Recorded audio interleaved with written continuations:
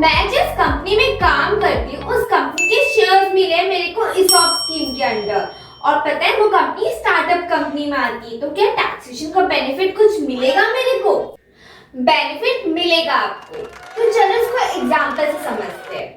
मान लो कि आपके शेयर्स का जो फेयर वैल्यू है वो 100 रुपीज है एंड आपने ESOP स्कीम की वजह से आपको 50 रुपीज पेमेंट करना पड़ा। तो जो नेट में 50 रुपीज है इनटू नंबर ऑफ शेयर्स, मान लो 10,000, तो जो 5 लाख का आपको बेनिफिट मिला है तो बेसिकली आपकी सैलरी इनकम में ऐड हो जाएगा और उसके बाद आपका टैक्स लायबिलिटी कैलकुलेट होगा। तो मान लो आपका जो इफेक्टिव टैक्स रेट है वो 31.2% आ रहा है, तो उसके हिसाब से जो आपका टैक्स लायबिलिटी है वो 1,56,000 आएगा।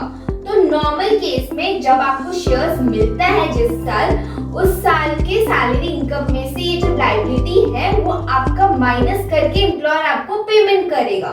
बट अगर आप किसी स्टार्टअप कंपनी के एम्प्लॉय हो तो ये जो लायबिलिटी आपको दिख रही है आप इसको फ्यूचर ईयर्स में पेमेंट कर सकते हो, उस साल नहीं पेमेंट करके।